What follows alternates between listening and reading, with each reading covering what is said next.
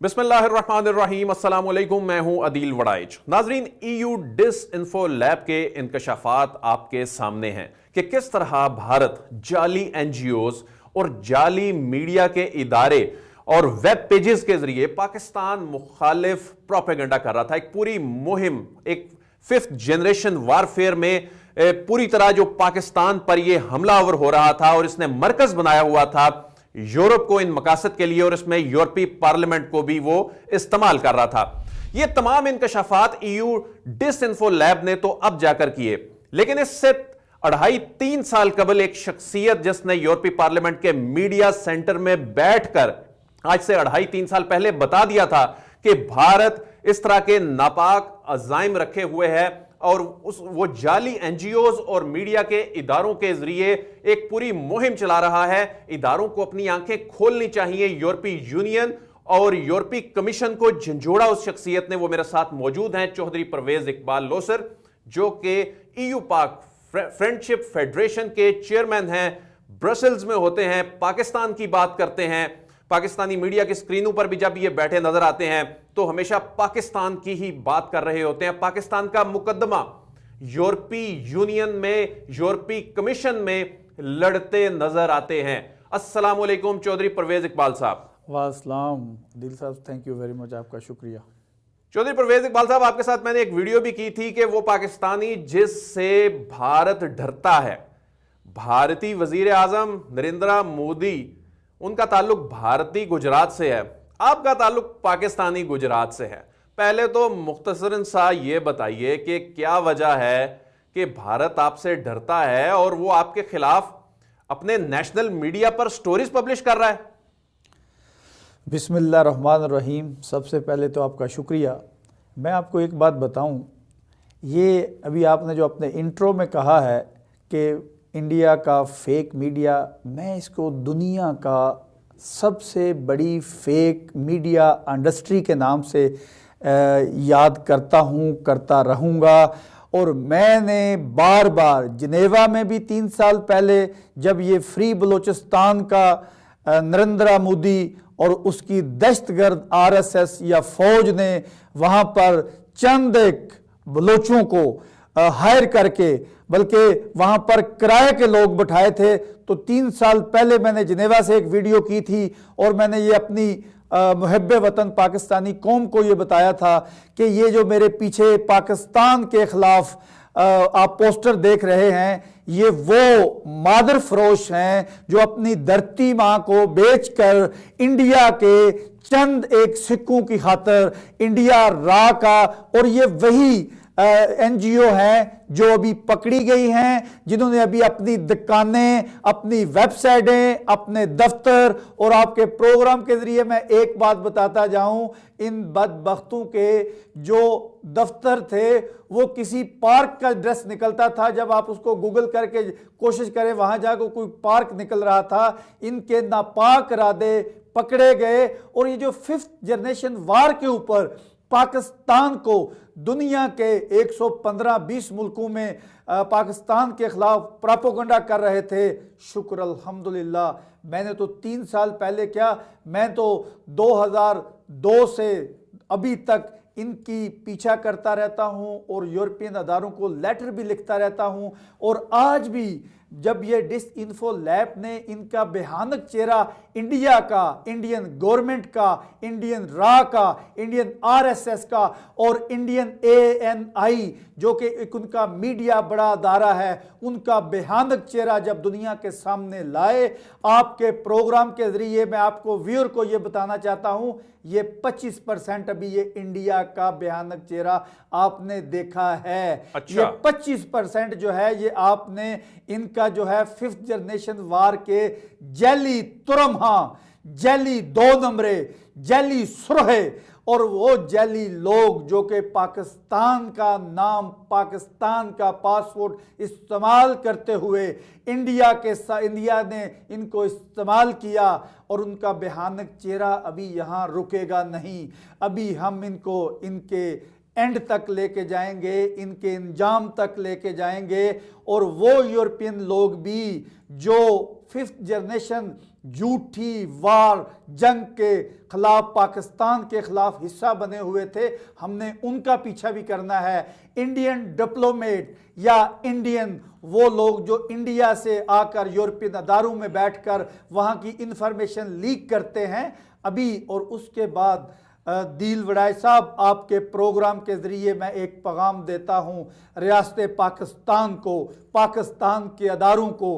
पाकिस्तान के अंदर भी इतनी सैकड़ों NGO जो हैं उसी तरीके से चल रही हैं, जो पाकिस्तान को फिफ्थ जनरेशन वार के नाम पर इंटरनेशनल कम्युनिटी की नज़रों में पाकिस्तान को दहशतगर्द या ख्वाजे पाकिस्तान को या ये चीज़ें जो प्रोपेगेंडा कर रहे हैं। अभी तो 25% ये नंगे और पकड़े गए हैं, अभी 110% हमने इनका नरेंद्र मोदी और उसकी दहशतगर्द फौज का चेहरा दुनिया को दिखाना अभी बाकी है। अभी तो वो मैं कहता हूँ कि अभी तो पार्टी शुरू हुई है, अभी तो ये जंग शुरू हुई है, इसको हमने अंजाम तक लेके जाना है। और नरेंद्र मोदी की जैसे दाढ़ी और मूछें उसने बढ़ाई हैं, ऐसे ही इसके काले करतूत भी हम पकड़ेंगे और पकड़ रहे हैं और इंटरनेशनल कम्युनिटी को दिखाएंगे कि जो तू ये बांग्लादेश में बढ़ के मारता था, सर्जिकल स्ट्राइक की बढ़ के मारता था, अभी तेरा असली चेहरा इंटरनेशनल कम्युनिटी को नजर आना शुरू हो गया है।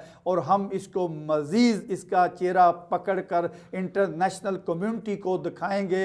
अपने फॉरेन ऑफिस को, ओवरसीज पाकिस्तानियों को मैं ये आज रिक्वेस्ट करता हूं कि अभी नहीं तो कभी नहीं, अभी इनका भयानक चेहरा जो है ये दुनिया के सामने लाएं, दिखाएं, क्योंकि अभी चोर चोरी करता पकड़ा गया है। अभी हमने इस चोर को भागने नहीं देना, इसकी लगोटी नहीं, हमने पूरा चोर पकड़ा है। ये पूरा का पूरा जो है एक फेक मीडिया इंडस्ट्री पकड़ी है। इसको हमने एक चीज जो है मैं आपके प्रोग्राम के जरिए ये कहना चाहता हूं, ये डेली बेसिस पे पाकिस्तानी मीडिया को, सोशल मीडिया को, डिजिटल मीडिया को, और जहां जहां पाकिस्तानी 90 करोड़ रहते हैं, डेली बेसिस पे हमने इंडिया का ये फिफ्थ जनरेशन वार के ऊपर जो पाकिस्तान को ये अपने आप को कई एक वो सुर्खे जो अपने आप को फिफ्थ जनरेशन वार का हीरो कहते हैं, उन सुर्खों को भी मैं कहता हूं, सुर्खों अब तो तुम भी पकड़े गए हो, कहां तक छुपोगे, कहां तक लुकोगे। एक सच्चे पाकिस्तानी के दिल की आवाज़, वो जिस तरह, वो जिस जज्बात में, जिस जज्बात की रो में बात कर रहे हैं, वो आप सुन रहे हैं। जो साहब ये बताएं कि आप चूंकि वहां पर सिविल सोसाइटी के बड़े एक्टिव मेंबर के तौर पर बहुत पाकिस्तान का मुकदमा लड़ते हैं, जो साहब ये यूरोपीय यूनियन, यूरोपीय कमीशन, ये उनके लिए मैं समझता हूं कि भारत की अगर बात करें तो कुलभूषण यादव के बाद फिर जो दूसरा ढंट पड़ा था भारत को, वो डोजियर की सूरत में पड़ा था। और डोजियर के फौरी बाद EU डिसइंफो लैब का सामने आना, पूरी दुनिया के सामने भारत इस तरह से बेनकाब हो रहा है, तो दुनिया खामोश क्यों है, चुप क्यों साधे हुए है? यूरोपीय कमीशन, यूरोपीय यूनियन अब इस पे क्या करेगा?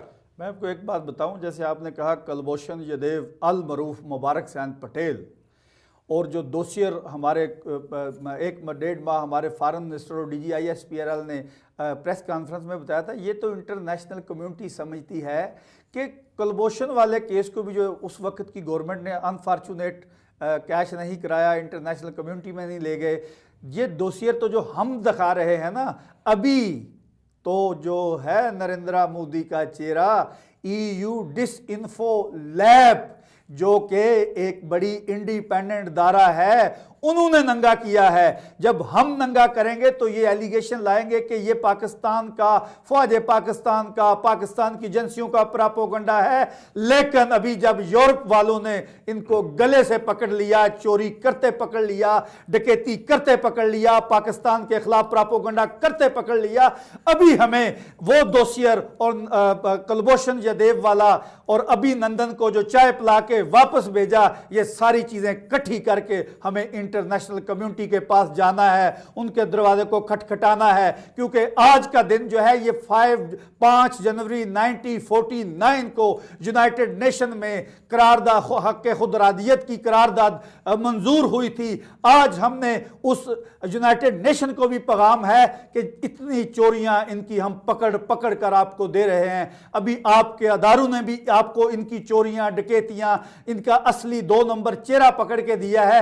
अभी इसके ऊपर हमें उनको पुश करना है, सिविल सोसाइटी को पुश करना है, पार्लियामेंटेरियन को करना है, कमीशन को करना है, कौंसिल को करना है, यूनाइटेड नेशन को करना है कि ये है इनका असली चेहरा। क्योंकि दुनिया में, बल्कि मैं तो यह प्रोग्राम के जरिए कहता हूं, दुनिया में जहां जहां दहशतगर्दी हो रही है, अगर इंक्वायरी की जाए तो कहीं ना कहीं से, मैं एक पूरे वसूख के साथ कहता हूं, कहीं ना कहीं उसमें इंडियन आरएसएस, इंडियन रा और इंडियन गवर्नमेंट जरूर निकलेगी। और अगला प्रोग्राम जो है, अगला जो मेरा स्टेप है, मैं इंटरनेशनल कोर्ट में भी जाऊंगा और आरएसएस को हम इंटरनेशनल कोर्ट में दहशतगर्द करार दिलाएंगे इंशाल्लाह। पाकिस्तानियों, ये मेरा आपसे वादा है। नरेंद्र मोदी जो मेरे ऊपर उसका नेशनल मीडिया आर्टिकल लिखकर वो प्रोपेगेंडा करके क्या वो सोच रहा सकता है कि एक पाकिस्तानी को रोक लेगा, ये इनकी खाम ख्याली है।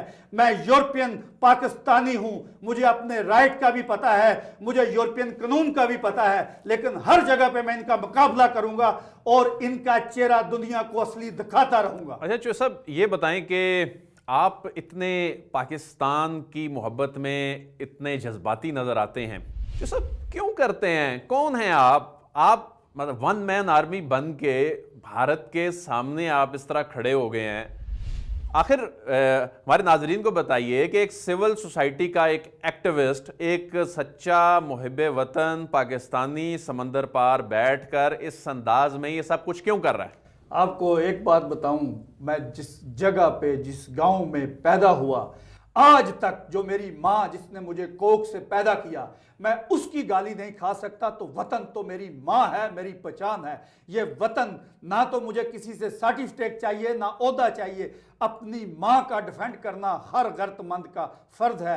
मेरी, जहाँ मैं बाहर रहता हूँ, वहाँ मेरी पहचान, ये मेरी धरती माँ है। धरती माँ को डिफेंड करने के लिए किसी सर्टिफिकेट की नहीं, जज्बे और ईमान की ज़रूरत होती है। और ये जज्बा ईमान हम में है, क्योंकि पाकिस्तान है तो हम हैं। क्योंकि मैं अक्सर ये कहता हूं, ये मुल्क के पाकिस्तान जो है ये या रसूलुल्लाह का मुल्क है। ये फौज पाकिस्तान जो है ये या रसूलुल्लाह की फौज है। जो दुनिया सोच रही है पाकिस्तान के ऊपर सर्जिकल स्ट्राइक करेंगे, दुनिया की 18-20 एजेंसियां, मैं कहता हूं ये हमारा बाल बांका नहीं कर सकता। पाकिस्तानियों, सिर्फ ये जरूरत इस बात की है, इस मुल्क की जो 65% जो यूथ है उसको भी खड़ा होना है। अगर नरेंद्र मोदी 5th जनरेशन वार के ऊपर एक गलत प्रोपेगेंडा करता है तो मिलियन के हिसाब से उसका असली चेहरा जो डिसइंफो लैब ने दिखाया है, अभी इस मुल्क की यूथ ने दिखाना है। बहुत बहुत शुक्रिया चौधरी परवेज इकबाल लोसर साहब। एक सच्चे पाकिस्तानी के दिल की आवाज़ आपने सुनी।